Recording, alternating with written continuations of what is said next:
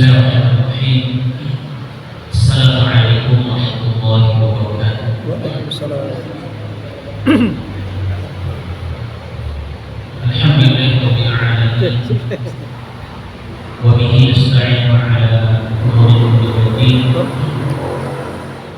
Wassalatu wassalamu ala nabiyyina Muhammad wa ala alihi wa ashabihi wa man tabi'ahum bi ihsan ila yaumiddin. Wa ba'd. Qala Allah ta'ala ya ayyuhalladzina amanu taqullaha haqqa tuqatih wa la tamutunna illa wa antum muslimun. Jemaah sekalian, Bapak dan Ibu rahimahullah, kembali pada malam hari ini kita memuji, bersyukur kepada Allah atas nikmat yang telah diberikan kepada kita semua, nikmat yang tentu yang kita tidak bisa menghitungnya jemaah sekalian.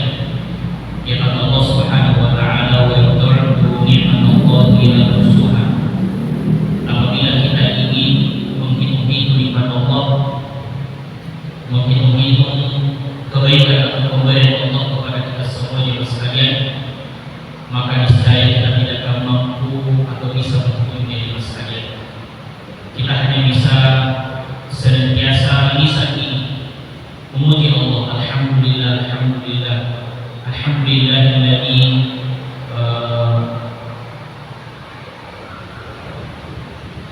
alhamdulillahilladzi bi ni'matihi tatimmu shalihat. Kita senantiasa memuji kepada Allah. Kemudian kita pergunakan nikmat yang Allah berikan kepada kita semaksimal mungkin dan sebaik mungkin kita pakai dalam beribadah kepada Allah.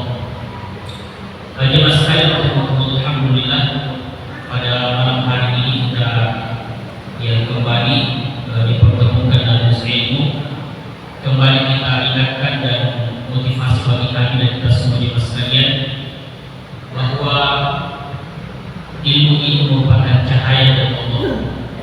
Ya, al-ilmu, ilmu cahaya dari Allah. Namanya cahaya masker itu kita tahu, namanya cahaya pasti menerangi. Ya, cahaya itu menerangi. Menerangi apa? Menerangi yang gelap. Ya. Sehingga tentunya jemaah sekalian, orang-orang yang berilmu, ilmu syar'i, yang memiliki pemahaman agama yang baik dan benar, maka insyaallah ta'ala dalam kehidupannya itu ketika dia berjalan di muka bumi ini, maka tidak ada yang gelap. Artinya semuanya terang benderang. Ya. Kita ambil contoh di masa sekalian, tidak apa-apa kita ambil contoh. Ya, inna lillahi wa inna ilaihi raji'un. Kita ucapkan ya belasungkawa atau bentuk penyerahan diri kepada Allah. Musibah yang menimpa saudara kita di Turki, ya, dan Suriah, beberapa tempat gempa yang mendapatkan di masa sekalian. Ya. Kalau kita ikuti perkembangan berita, maka gempa itu dinamakan gempa yang mematikan. Ya, terakhir kami lihat di berita itu sudah lebih 10.000 yang meninggal. Ya. 20.000, Ustaz. 20.000 sudah. Sudah lebih lama. Ya. Dan kemungkinan akan bertambah terus. Tidak bisa berkata-kata yang sekalian. Kita tidak bisa berkata-kata, kita hanya mengatakan inna lillahi wa inna ilaihi raji'un. Jemaah sekalian, coba kita sedikit sikapi ini gempa yang terjadi. Walaupun itu gempa bukan pertama kali terjadi secara positif mungkin, sudah sering, tetapi dalam waktu 100 tahun terakhir ini adalah gempa yang paling dahsyat. Tidak main-main. Ya, seperti yang kami katakan bahwa ilmu itu cahaya. Maka tentunya orang beriman, orang yang beriman jemaah sekalian, ketika terjadi seperti itu, maka disinilah itu pentingnya cahaya. Disinilah pentingnya ilmu. Terjadi musibah, maka yang pertama kita ucapkan kalimatnya kalimat mengembalikan semuanya kepada Allah. Inna lillahi wa inna ilaihi raji'un. Itu kalimat istighfar namanya. Kemudian berdoa dan mengatakan Allahumma, kenapa tiba-tiba berdoa lagi? Banyak doa.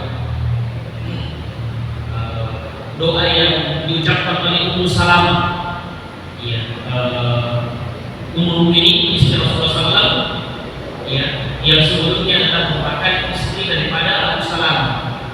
Jadi singkat jelaskan, jadi Abu Salamah itu, Ummu Salamah ini merupakan sebelumnya istri Rasulullah SAW. Itu suatu ketika pergi berperang suaminya Abu Salamah, pergi berjihad. Ya, kemudian para mujahid dakwah ini, mujahid itu sudah pulang dari perang. Ya, ditanya di mana Abu Salamah? Ya, ternyata suaminya ini ya syahid, yang meninggal di jalan Allah, itu di dalam perang. Ya, kemudian Ummu Salamah berdoa kepada Allah. Itu tadi doanya. Apa itu? Inna lillahi wa inna ilaihi raji'un. Allah.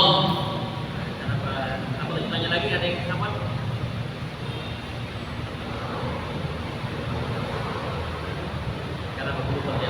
Saya lupa dia lagi tanya kenapa kalau ditanya juga.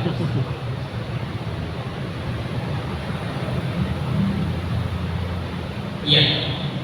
Inna lillahi wa inna ilaihi raji'un. Allahumma ajirni fi musibati wa akhlifni khairan minha.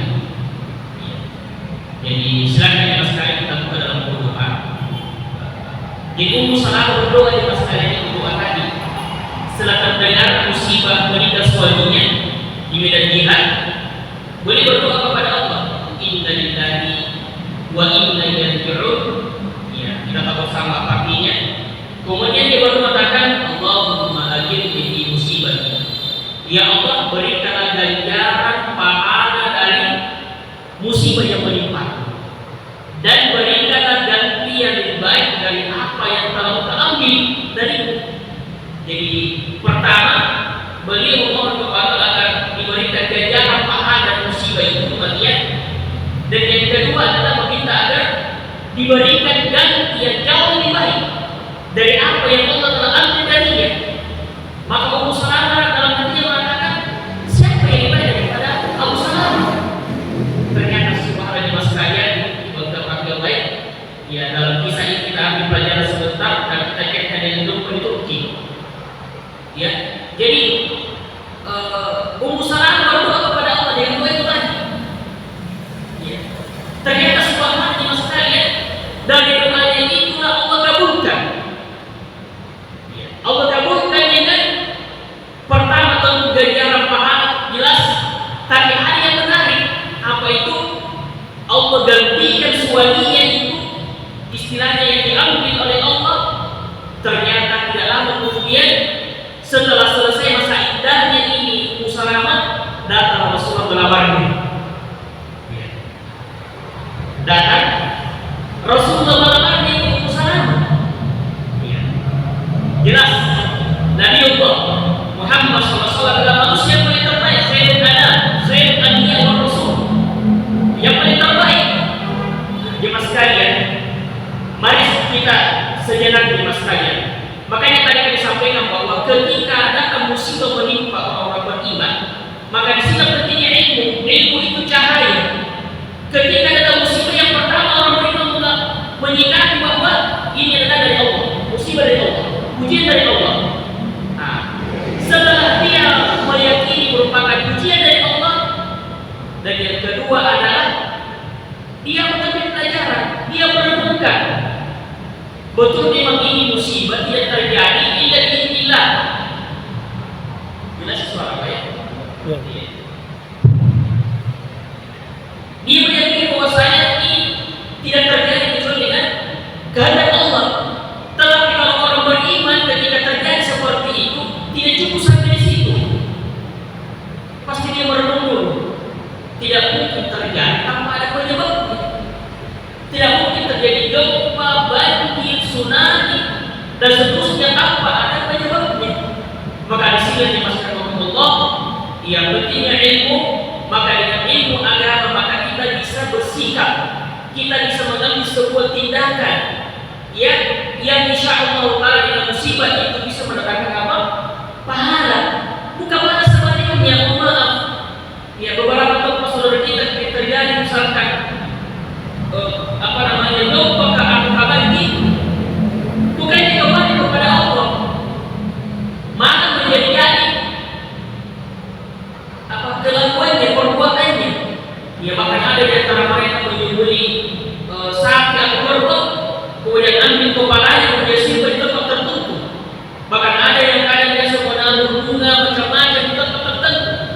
Anggapannya bahwasanya pemiliknya penghuni daripada sungai atau ini yang mengambil. Subhanallah ya mas sekalian. Ini namanya musibah di atas musibah. Yang seharusnya dengan musibah seperti itu mereka bisa kembali kepada Allah. Tidak ada yang bisa menahan di masalah musibah ketika itu datang. Dan sebagai mas sekalian, kita terjadi sebuah hari ya, sekitar jam 4 di jam berapa itu Turki gempa. Yang jelasnya masih orang tertidur. Jemaah sekalian, kalau kita perhatikan dalam surah Al-Araf itu hanya ada waktu Allah dapatkan Al-Quran itu nahan itu musibah. Surah Al-Araf itu surah yang ke-7 di ayat ke-170.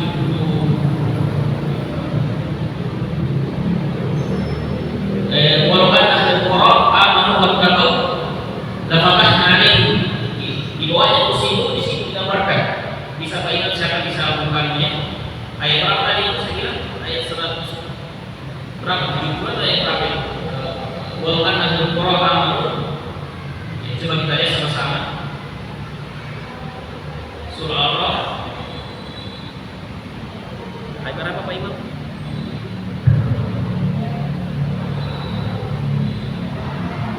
Saya lupa ya. Walaupun Al-Qur'an sebelah kanan atau sebelah ayat berapa? 100 ayat berapa?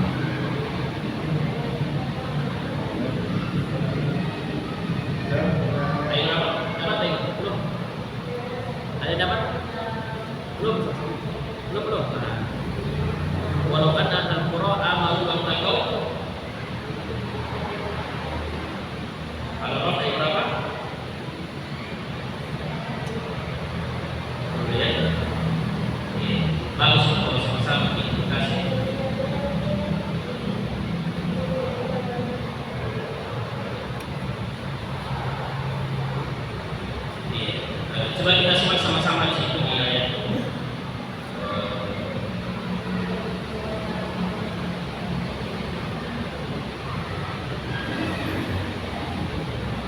Dapat? Belum?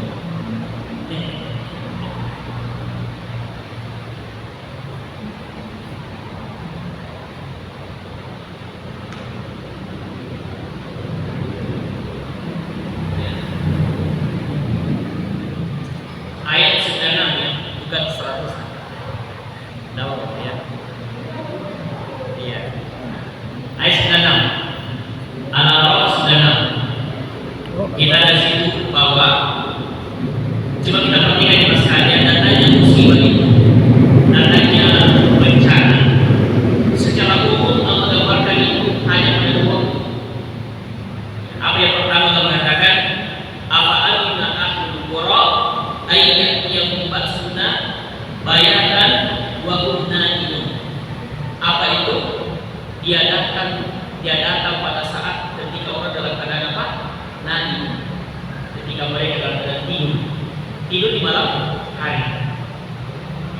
Jemaah sekalian, ini juga perlu diantisipasi dan perlu kita berhati-hati, memohon perlindungan kepada Allah pada malam harinya. Banyak beberapa kejadian musibah pada itu terjadi pada malam hari. Dan yang kedua pada saat apa? Ayat berikutnya apa aminu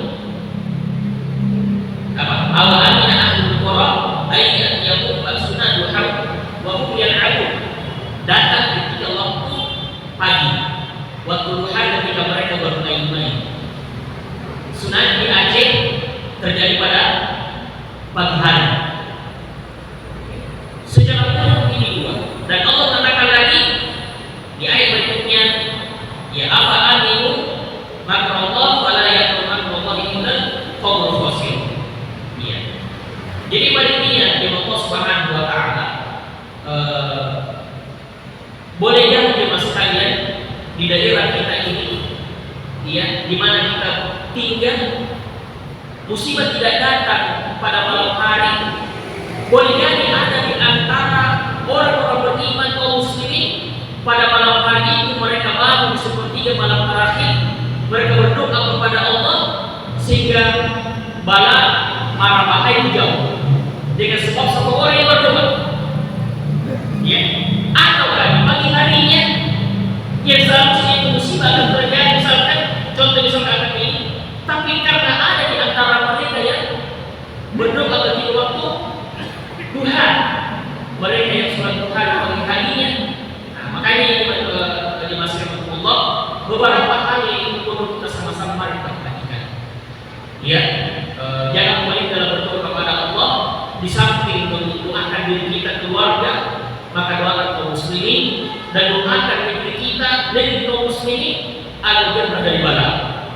Dan jemaah sekalian, kita kembali bahwa kejadian Turki ini merupakan kejadian yang setidaknya mari kita sedikit paling tidak jemaah sekalian, kalaupun tidak bisa dengan harta kita menginfak, maka paling tidak doa kita kepada mereka.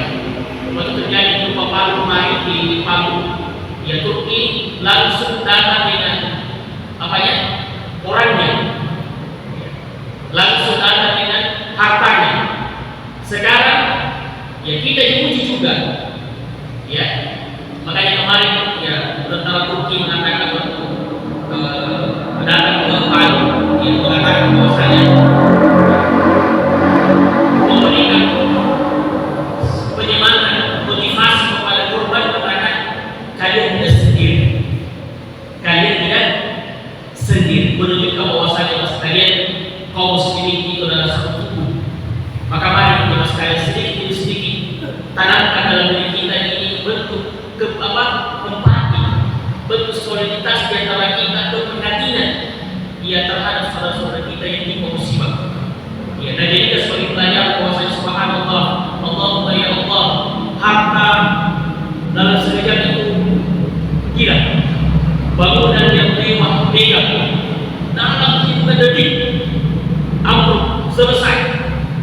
Makanya jemaah sekalian, ini juga pelajaran penting. Al-haqqul takatsur hatta zurtumul maqabir. Kalla sawfa ta'lamun, thumma kalla sawfa ta'lamun. Kita berharap jemaah sekalian jangan sampai harta-harta yang orang al-haqqul takatsur, yang mereka bermegah-megahan, mereka berbangga-bangga dengan harta yang mereka miliki, sampai bangunan 2, 3 lantai, 5 lantai, mobil, tapi dalam hitungan detik selesai semua. Coba kita perhatikan semua bangunan yang tadinya mewah, tinggi, gedung, mobil, ketika sudah tidak ada mobil, tinggal sudah bangkai. Ya, namanya sesuatu yang sudah roboh, sudah tidak ada. Tidak lagi sekali. Kalau kita itu sudah dunia. Ya. Subhanallah, kita berlindung kepada Allah agar Allah menjadikan kekayaan itu ada di hati kita. Ya, walaupun dia hidup di dalam keadaan mungkin bahasanya orang kita ini melarat, ya, tetapi ya, alhamdulillah kita merasakan ketenangan, kebahagiaan yang beribadah kepada Allah Subhanahu wa taala. Lagi masyarakat Allah, waktu sangat terbatas dan semakin berjalan waktu dengan cepat. Kembali kita akan insyaallah melanjutkan ya pembahasan kita dalam buku yang kita bacakan pada pertemuan yang lalu, yaitu Andai Ini Ramadan Terakhir. Andai Ini Ramadan Terakhir. Kenapa dalam buku ini diberikan judul seperti ini? Padahal isinya masalah puasa. Ya, mudah-mudahan jemaah sekalian ini menjadi motivasi bagi kita agar kita lebih serius lagi bersungguh-sungguh ketika Allah Subhanahu wa taala memberikan kesempatan yang kesekian kalinya kepada kita untuk Ramadan. Ya. Kalau misalkan umur kita sudah 40 tahun, maka bertekad untuk ya Allah, mudah-mudahan nanti Ramadan yang akan datang ini lebih baik daripada yang kemarin. Namun jemaah sekalian, tidak bisa dipungkiri bahwa berkualitas tidaknya ibadah kita di bulan Ramadan itu tergantung juga dari pemahaman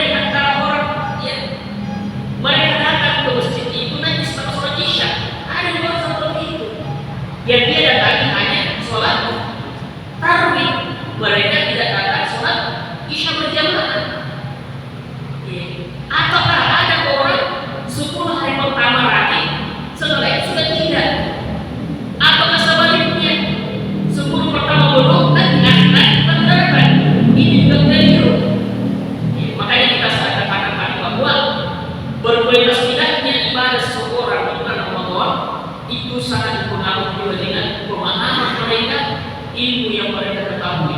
Nah, makanya inilah kita ulang-ulang kembali, mudah-mudahan kita bisa termotivasi ya untuk bisa memaksimalkan insyaallah ibadah di bulan Ramadan.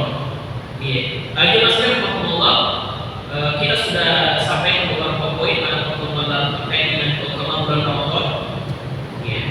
Apa yang pertama mungkin ada budaya yang pertama tadi. Apa keutamaan bulan Ramadan tadi kita sebutkan pertemuan lalu? Bulan Ramadan adalah bulan penuh berkah. Ramadan adalah bulan penuh berkah. Itu yang pertama, terutama bulan Ramadan semuanya berberkah. Setiap detik, menit, jam, hari, pekan, bulan semuanya berberkah. Dari bau tiup sampai berkembang dan terbitnya matahari sampai terbenamnya semuanya berberkah. Semuanya berberkah. Ya. Kemudian yang kedua, ya keutamaan yang kedua kata dalam penulis yang mungkin mengatakan bahwasanya bulan Ramadan adalah bulan ibadah. Maksudnya bagaimana jemaah sekalian? Ya, Ramadan ini di dalamnya biasanya ibadah bisa kita lakukan.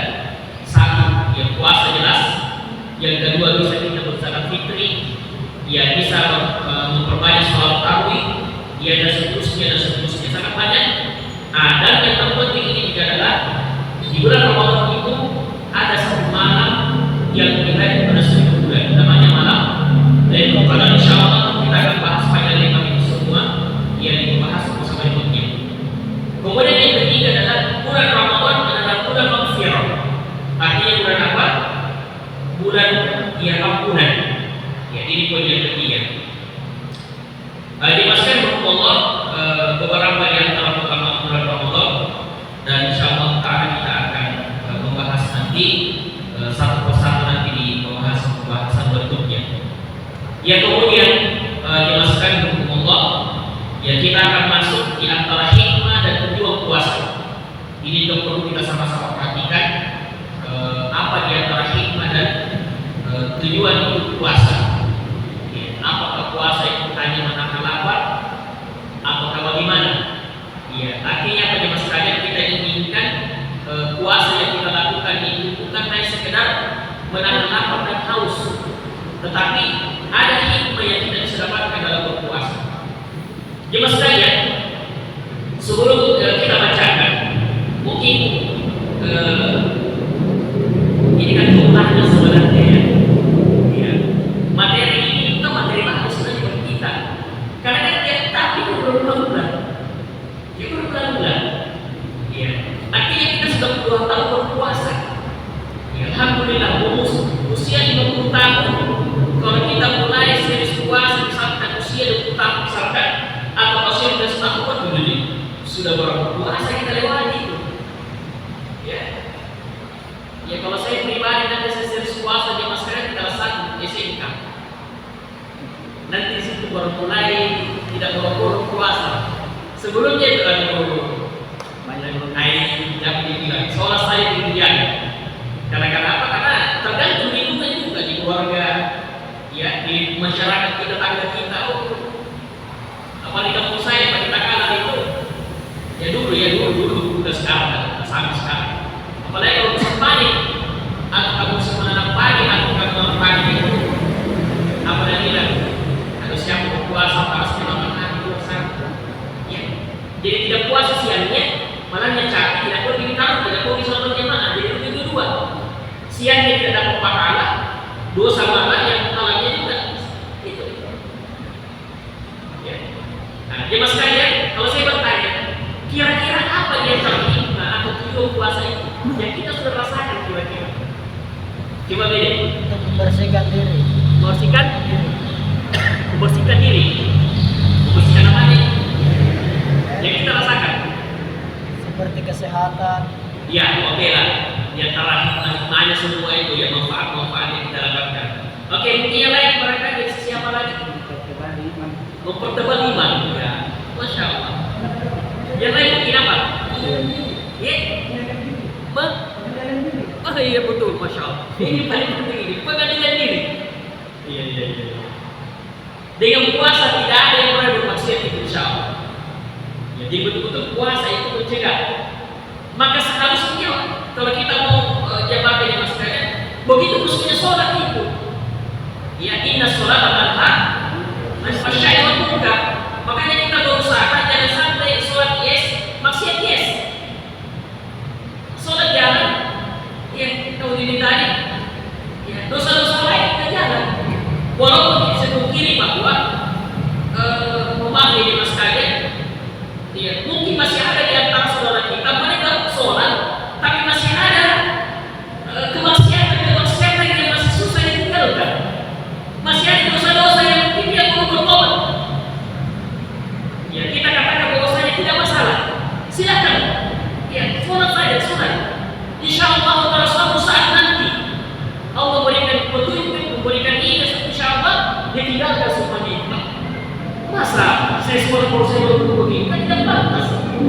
Ya makanya mas kalian ini juga yang menjadikan kita kenapa maafnya masalah seperti ini. Kenapa sholat kita itu kurang khusyuk?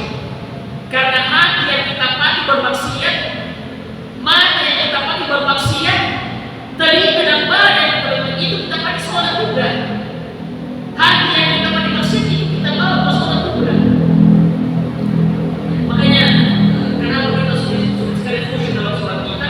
Karena itu tadi hati ini masih banyak kotoran-kotoran sehingga sholat kita itu belum betul-betul membawa manfaat yang besar pada kita.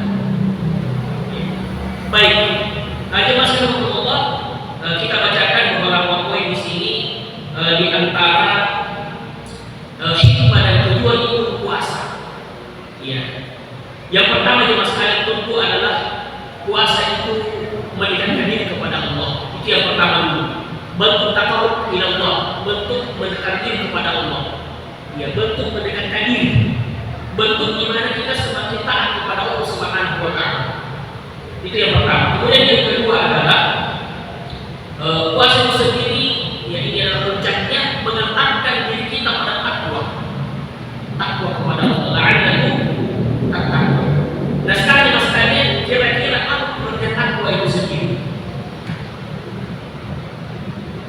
Kita sudah kayaknya pernah disampaikan. Kita tidak apa-apa.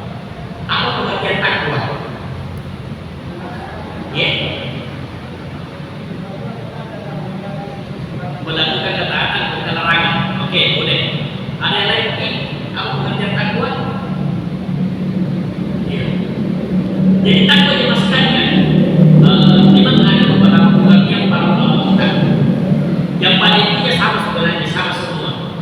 Ya, takwa misalkan kalau kita Al-Quran itu, ya seperti yang beliau sampaikan tadi, adanya upaya untuk menjalankan apa yang Allah perintahkan dan meninggalkan apa yang dilarang. Takwa juga sebagaimana disampaikan oleh salah seorang sahabat yang mulia, ditanya apa itu takwa? Saya lupa siapa sahabatnya. Ditanya apa itu takwa? Maka sahabat kembali bertanya lagi, bagaimana menurutmu ketika kau berjalan suatu jalan, di mana jalan itu penuh dengan duri? Tadi begini, penuh dengan duri. Apa yang harus kau lakukan? Nah, maka sahabat yang mengatakan tentu saya berjalan dengan hati-hati. Hati-hati jangan sampai tertusuk. Kata beliau itulah takwa. Maksudnya di mana dia mas sekalian? Sesungguhnya sejatinya orang-orang bertakwa adalah orang-orang yang senantiasa berhati-hati dalam berjalan. Ketika dia wesel kanan, misalkan orang dari kendaraan, ketika dia mau kanan, ya, kalau wesel kiri, jangan kiri. Soalnya saya tahu kalau wesel kanan, kalau belok kiri, jangan kiri. Jadi sebetulnya apa orang kalau wesel kanan, mana belok kiri? Karena sekali orang Indonesia yang kita belok kanan, ya itu bahaya. Pasti begini mas sekalian, kita inginkan bahwa ketika kita ingin melakukan suatu perbuatan, baik itu nampak atau tidak nampak, maka kembali lagi, benar tidak ini? Bisa tidak ini? Boleh tidak ini? Nah, itu adalah bertakwa. Ya, istilahnya kembali lagi ilmu tadi, ilmu itu menjadi penerang, cahaya, sehingga apa yang selama ini dalam langit itu gelap, maaf gelap.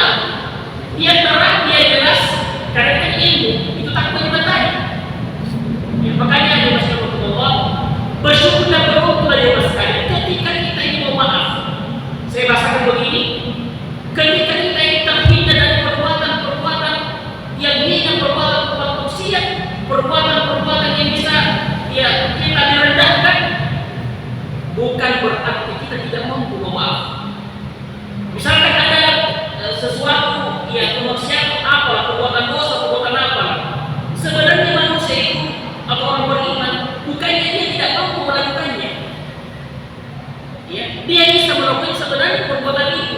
Cuma karena pertama karena takutnya kepada Allah. Dia tahu ada Allah yang melihatnya. Sehingga dengan rasa takutnya itulah dia tidak mau melakukannya. Sangat berbeda dengan orang-orang yang tidak punya ilmu, yang tidak punya rasa takut kepada Allah. Tadi juga satu catatan di mas kalian, pelihara dan jaga itu rasa takut kita kepada Allah tidak ada dalam hati kita. Ketika kita melakukan sesuatu, apa ya? Apa tadi? Ya, gemetaran. Paling tidak di mas kalian, kalau misalkan dia menjadi seorang orang beriman tahu lain melakukan itu perbuatan dosa karena kesilapannya atau apa, maka pasti lain rasanya dalam hatinya. Itulah takwa, itulah iman. Bersyukurlah ya mas kalian ketika ada seperti itu dalam diri kita. Nah, makanya Allah gambarkan lain dalam surah Al-Imran itu, wasari'u ila ya. Ayo ramai itu baik. Di bawahnya itu di situ, masya Allah gambarkan wasari'u ila ya. Di bawahnya itu ayat berapa itu? 1, 2, 3. Iya.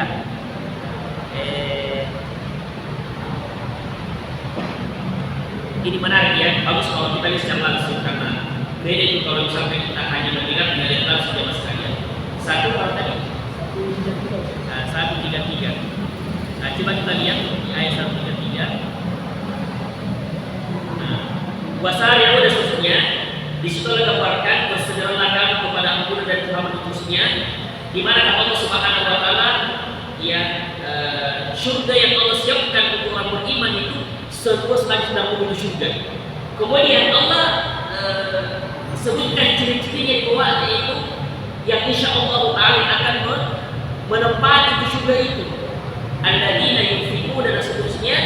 Ya, kemudian lagi ada yang menarik Allah mengatakan walladzina idza fa'alu fahishatan aw zalamu anfusahum dzakarullaha fastaghfiru lidzunubihim.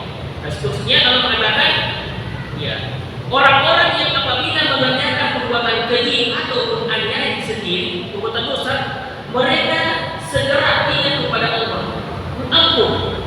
Kemudian Allah mengatakan dan siapa lagi yang dapat mengampuni dosa dari Allah Subhanahu wa taala.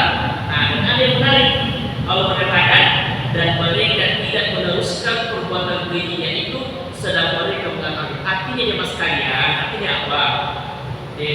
Ketika kita sudah melakukan dosa, mengampun kepada Allah, setelah itu jangan lagi berniat untuk mau mengulangi. Apalagi kalau sampai kita menyadari bahwa itu tidak baik kalau kita lakukan, itu beda. Makanya ya mas kalian, orang yang mengetahui suatu perbuatan dosa ketika dia melakukannya, dia dapat 2 dosa di sini. Dosa karena perbuatan itu dan dosa karena mengetahui. Sangat berbeda dengan orang-orang yang tidak mengetahuinya. Beda lah.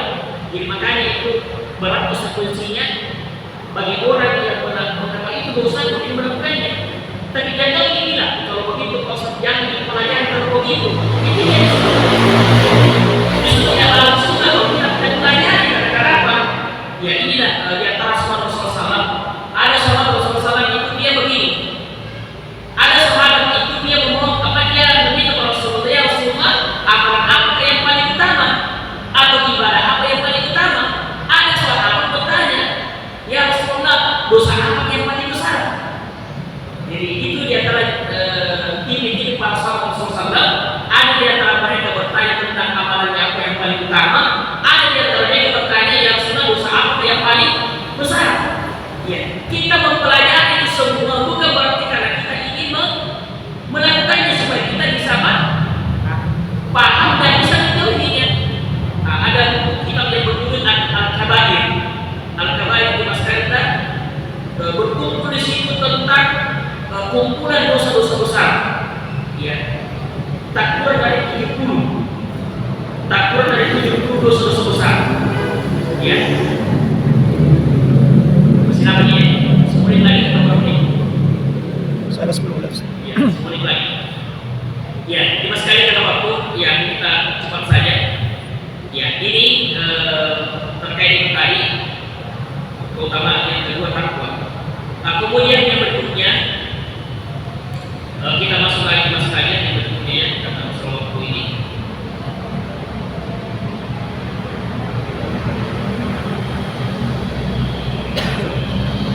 Ya tentunya mas sekalian dari segi kesehatan jelas ya itu dia terakhir banyak baik sekali, terutama kalau yang kita rasakan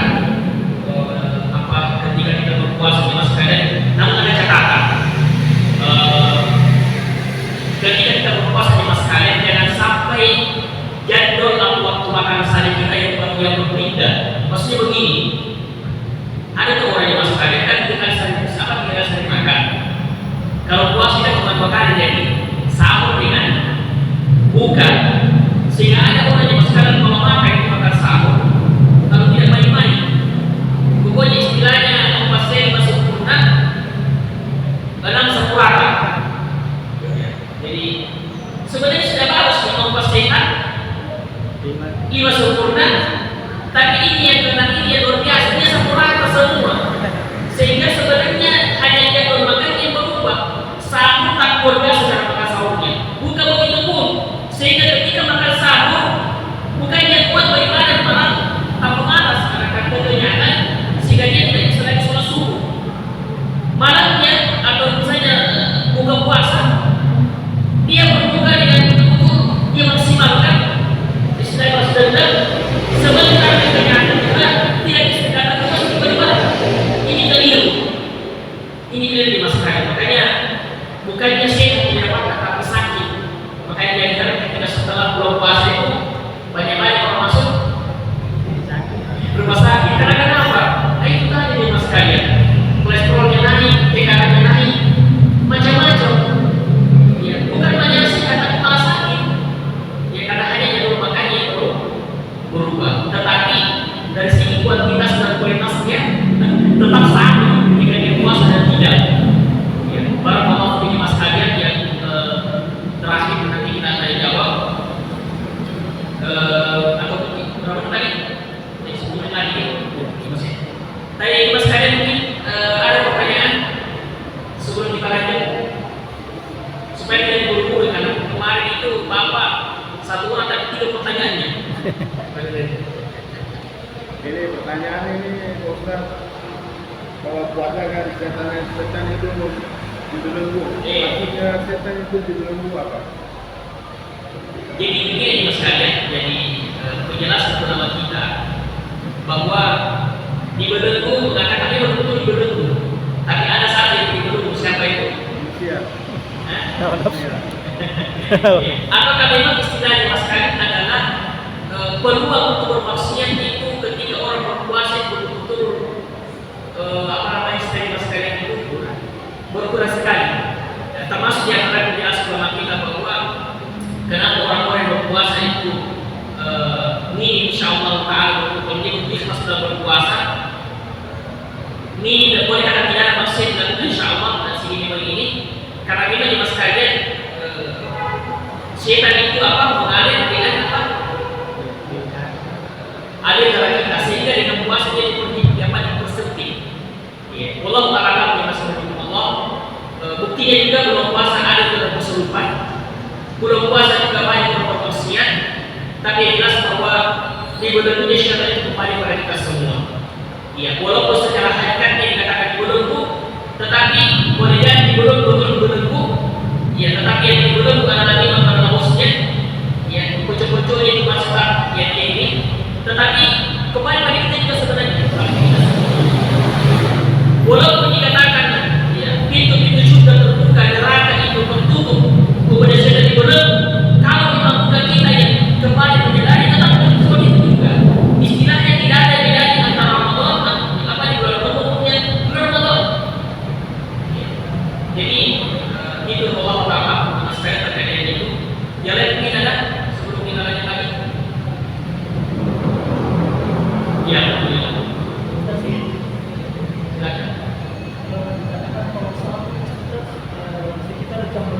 oh ya sama. Baik, sebenarnya belum dimasukin tidak apa-apa. Sahur jemaah sekalian ini perlu diperhatikan itu bedakan.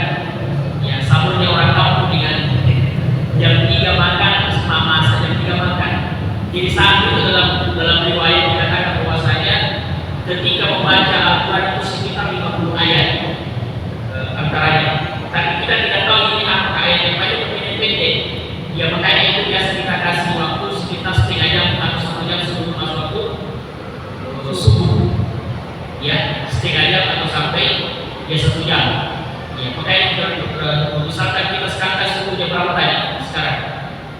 Yang kurang 10 jam 5 ya. Malapan. Berapa sih? 3 jam 4. Jam 48. Oh, malapan. Anggaplah jam 10 kurang jam 5. Berarti kita bisa makan sahur jam 4 sudah bisa makan. Makan sahur. Tetapi kalau mau yang utama, ini makanya diminta bagaimana nih kalau kita di Mekah atau di Arab itu menjelang detik-detik apa? Ada. Di situ paling tahu sebenarnya. Cuma kalau di situ tidak bisa gimana perang. Paling kurang dengan kue apa kalau kita bisa makan seperti ini, tidak bisa ikhlas surat kalau seperti tadi. Ya, dan intinya bahwa ada yang mensiasati, dia makan biasa dulu itu pada saat jam 4, dia nekat makan sahurnya nanti di detik-detik menjelang ada subuh itu. Dan termasuk maaf di mas kalian, imsak sebenarnya itu walaupun nanti ada pembahasan sendiri, imsak sebenarnya itu adalah ketika waktu ada subuh itu imsak sebenarnya. Jadi kalau misalkan ada jawaban misalkan imsak 10 menit sebelum masuk ke subuh, itu sebenarnya waktu yang paling utama untuk bermakan sahur. Ya, jadi mohon maaf, ini mungkin ada sedikit kekeliruan. Imsak sebenarnya nanti kita berpuasa menahan ketika apa? Ada di masjid atau ada subuh. Itu nanti betul-betul menahan. Tapi ketika istilahnya kalau di Makassar kan bunyi itu punya radio, punya radio lagi tidak radio apa lagi? Ayam. Tidak ayam. Kalau di sini sering dengar biasa. Berkoko itu. Ada juga sedikit Ayam berkoko. Ayam Berkoko. ya itu. Itu sebenarnya bukan. Nanti ada di masjid baru betul-betul baru kita ini. Ini mohon maaf ya beberapa sekalian di masyarakat kita. Kalau mengaji masjid baru tidak mau makan, saya bilang mengaji itu bukan tanda. Tapi ketika ada subuh, itu waktu awal kita sudah mulai menahan, sudah tidak boleh makan di situ. Wallahu ta'ala, ini seperti itu ya. Jadi makan sampai jam 3 bahaya. Ya, setengah Itu Ustaz, kalau kita berbuka, apa yang menyebabkan kita batal dari berbuka? Batal maksudnya apa ya, Pak? Maksudnya kita makan, kan kebiasaan saya itu kalau buka makan berat. buka ya, tidak makan Kue. tapi berwudu lagi. Oh, maksudnya apa batal wudhu kita kalau misalkan kita makan tertentu? Iya. Jadi mohon aja mas kalian yang kita pahami bahwasanya kalau berbuka itu tidak menjadi pembatal kita punya itu tadi wudhu. Iya. Karena kan kalau kita udah jelas apa yang keluar dari depan dan belakang, ya kencing atau mana seterusnya atau keluar kotoran. Iya. Bahkan mohon maaf ini juga ada sedikit ada persentuhan dengan apa tadi perempuan. Bagaimana maksudnya kalau langsung bisa ya tersebut yang wanita. Yang paling penting bahwa tidak batal Pak. Jadi kalau misalkan kita habis berpuasa, tidak usah lagi kita berbuka. Dulu kebiasaan begitu. Ya, tadi itu Kalau makan berbuka wudu lagi. dia tidak termasuk malam, dia tidak termasuk malam. Tapi upayakan itu sisa makanan harus upayakan jangan sampai sebentar kita sholat lah masih Nah, biasa masih ada sih. ya itu juga ya. Makanya mas kalian itu jadi kalau berbuih kalau sudah diadan ada di masjid jadi berburu mengobat dulu karena dia sebelum orang itu buka puasa kasih sekitar 10 menit atau maksimal 10 menit lah karena itu mesti dulu setelah akan baru sudah keluar dan setengah matikan ya sudah masuk waktunya. Insyaallah ta'ala masih yang pada umur masih ada beberapa pertemuan sampai sebulan Ramadan ya. Ini sudah berapa ini syarat berapa banyak sekarang? Tapi 20 yang kurang sekarang 20 berapa? masih ada sebulan ini insyaallah mudah tidak ada halangan untuk kita berpanjang insyaallah kita bisa bertemu kembali subhanallah wa bihamdihi asyhadu an la ilaha illa anta astaghfiruka wa atubu ilaik.